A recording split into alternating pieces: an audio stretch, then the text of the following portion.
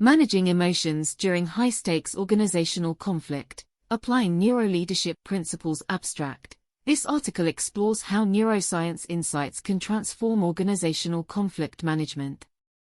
It examines how the brain's threat response system, primarily driven by the amygdala, can hijack rational thinking during disputes, causing leaders to perceive opponents as enemies rather than collaborators. Drawing on neurological research, the author presents practical strategies for regulating stress responses during conflict, including creating space for emotional de-escalation, reframing adversaries as partners in problem-solving, and focusing on underlying interests rather than positions.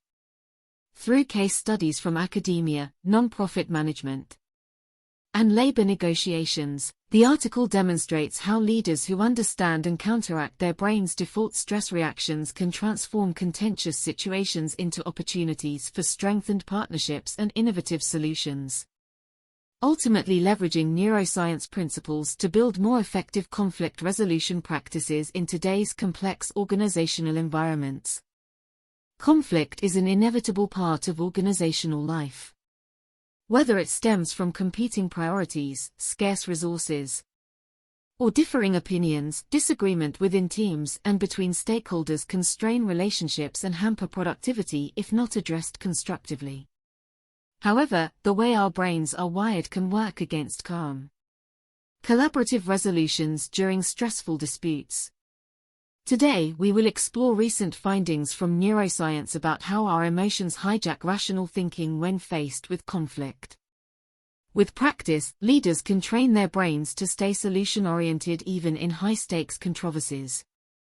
The amygdala alarm, our inner watchdog during conflict when faced with discord. Our bodies kick into a primal fight-or-flight response largely controlled by the amygdala, an almond-shaped region of the brain.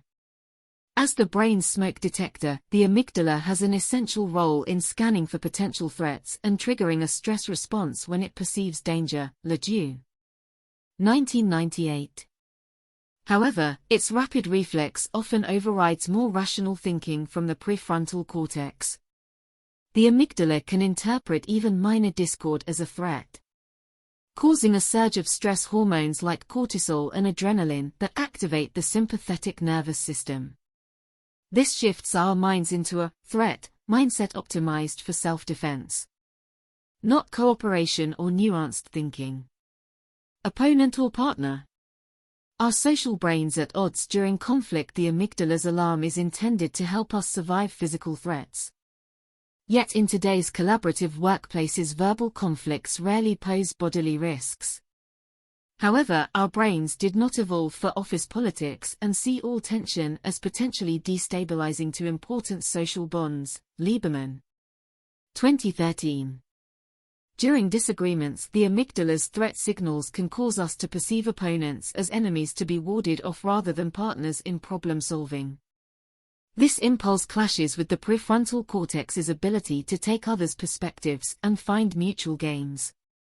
Leaders must learn to counter our innate reluctance to be vulnerable with adversaries and instead foster understanding even in disputes.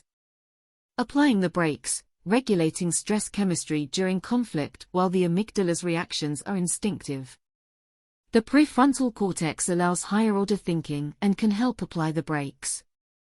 Specifically, the ventromedial prefrontal region is key for regulating the amygdala alarm. Barrett et al. 2007. With practice and training, leaders can strengthen neural pathways of influence between these two areas to stay calm and composed despite rising tensions. 3 neuroleadership strategies informed by this interplay can help regulate stress responses during organizational conflict. Creating space rather than escalating. Taking a short break from discussing contested issues gives our reptilian brains time to deactivate the threat response primed by disagreement. Even just a few minutes separating can reduce stress hormones and physiological arousal, allowing for a cooler-headed resumption. Meller et al. 2016. Leaders should propose brief timeouts if emotions seem precariously high. Modeling de-escalation rather than escalating disputes. Reframing opponents as partners in resolution. Consciously reframing others from threats to partners who share the goal of an optimal outcome engages the prefrontal cortex's social reasoning functions. Viewing opponents cooperatively satisfies the amygdala's drive to preserve alliances while fostering mutual understanding. Leaders can guide discussions toward jointly owned problems we must solve rather than attacks between opponents. Jones. 2016.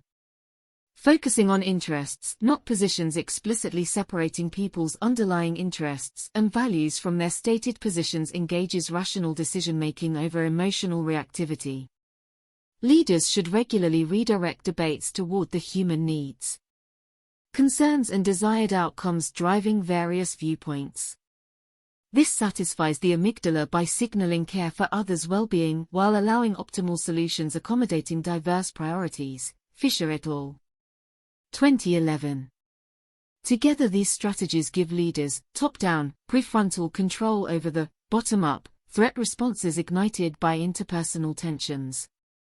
Rather than reacting impulsively, leaders can metabolize stress, see dispute through a more reasoned social lens, and refocus arguments on mutual goals.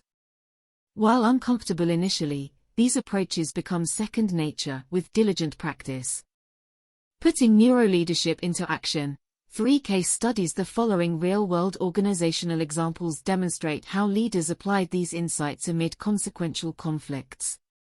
A university budget shortfall when budget cuts threatened faculty positions.